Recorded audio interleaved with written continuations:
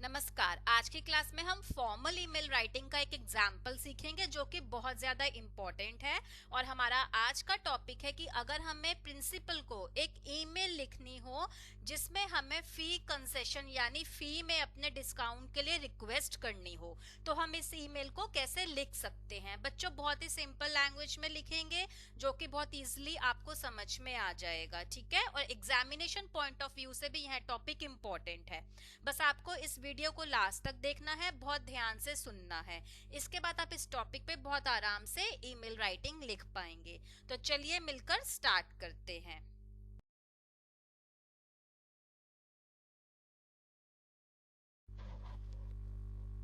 सबसे पहले हम क्वेश्चन को बहुत अच्छे से पढ़ेंगे और समझेंगे, उसके बाद हम ईमेल लिखना स्टार्ट करेंगे।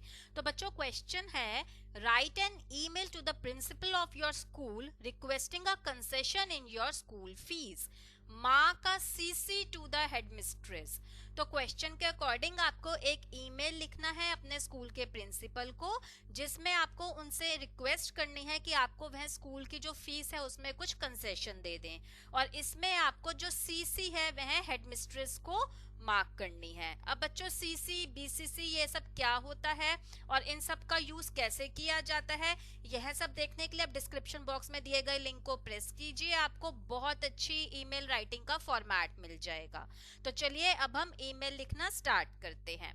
तो सबसे पहले हम फ्रॉम लिखते हैं और फ्रॉम के आगे किसका ईमेल आईडी आ जाता है, सेंडर ऑफ द मेल, जो कि मैंने आपको फॉर्मेट में बता रखा है।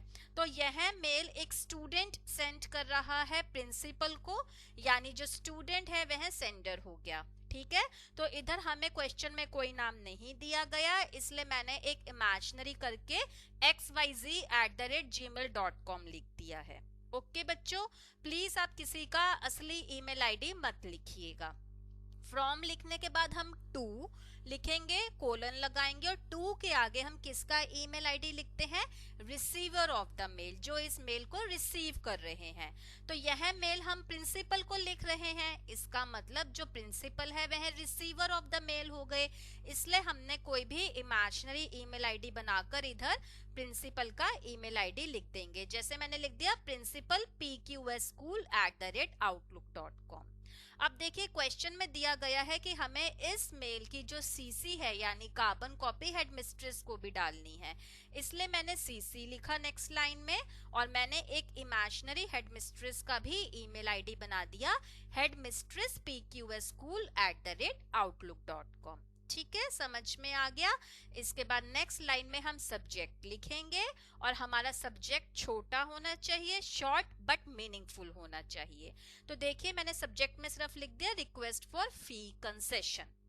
अब इसके बाद हम एक लाइन का स्पेस देंगे और अगर आप प्रिंसिपल सर हैं तो आप सर लिख देंगे, मैम है तो आप मैम लिख देंगे, रिस्पेक्टेड मैडम और रिस्पेक्टेड सर। और नेक्स्ट लाइन से हम मेल की मेन बॉडी लिखना स्टार्ट करेंगे। तो देखिए, फर्स्ट पैराग्राफ में हम लिख सकते हैं, I am a student of class 9A in your school. तो हमें कोई क्वेश्चन में क्लास नहीं दी गई, इसलिए इधर हमने कोई भी क्लास लिख देनी है। जैसे मैंने एक इमेजिन करके क्लास लिख दिया 9A, ठीक है। I would like to request a concession in my school fee as my grandfather has been seriously ill for the past few months.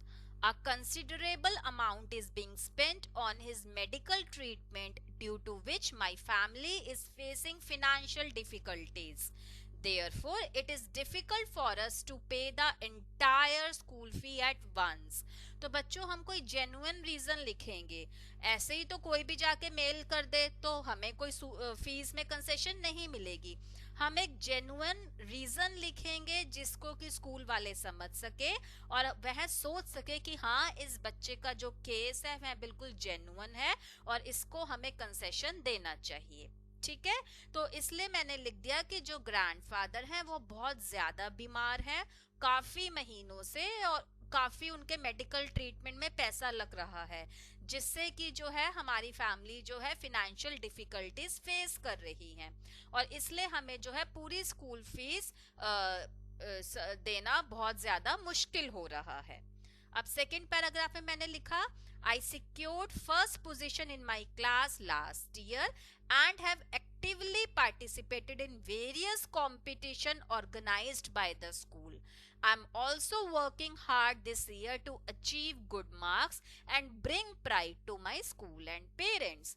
तो ऐसा लिखने से बच्चों क्या होगा कि स्कूल वालों को रहेगा कि हाँ बच्चा जो है मेहनती है, ऑनेस्ट है और पढ़ाई में अच्छा है, इसलिए हमें इस बच्चे की हेल्प करनी चाहिए। इसलिए इस लाइन में हमने लिखा है कि मैंने लास्ट ईयर जो है फर्स्ट पोजीशन सिक्योर की थी और मैं काफी कॉम्पिटिशन्स में पार्ट लेता रहता हूँ या लेती रहती हूँ, और मैं इस साल भी अच्छे मार्क्स लाने के लिए मैं बहुत ज्यादा हार्ड वर्क कर रहा हूँ या कर रही हूँ, ताकि मैं अपने स्कूल और पेरेंट्स का जो नाम है वह रोशन कर सकूँ। ठीक है, लास्ट में हम इसको क्लोजिंग दे सकते हैं, आई therefore humbly request you to kindly consider my situation and grant me some concession in the school fee.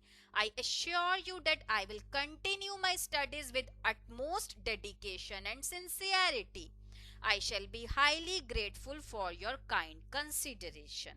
अब इसके बाद हम नेक्स्ट लाइन या एक लाइन छोड़ के योर्स फेथफुली लिखेंगे, उसके बाद नाम लिखेंगे। तो देखिए जैसे मैंने फ्रॉम में एक सेंडर नेम लिख दिया xyz@gmail.com, तो यह ईमेल आईडी लिख दी, इसलिए मैंने नाम में लिख दिया xyz। अगर क्वेश्चन में कोई नाम दिया गया हो बच्चे का तो आप वही नाम लिख कर आएंगे।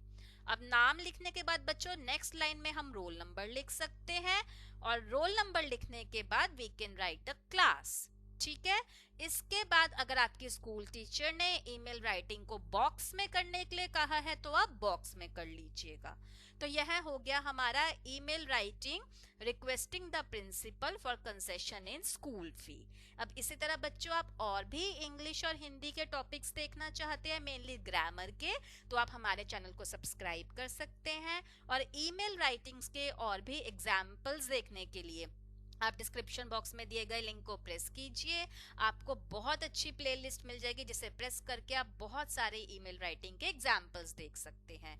और बच्चों फॉर्मेट प्लीज एक बार, वैसे तो फॉर्मेट ईमेल राइटिंग का यही होता है, बट एक बार आप अपने स्कूल के टीचर ने जो आपको फॉर्मेट करवाया है उससे एक बार इस फॉर्मेट को मैच कर लीजिएगा। अगर स्कूल के टीचर ने कुछ चेंजेस करवाए हैं एक दो फॉर्मेट में तो आप प्लीज फॉर्मेट को अपने स्कूल के अकॉर्डिंग ही फॉलो कीजिएगा।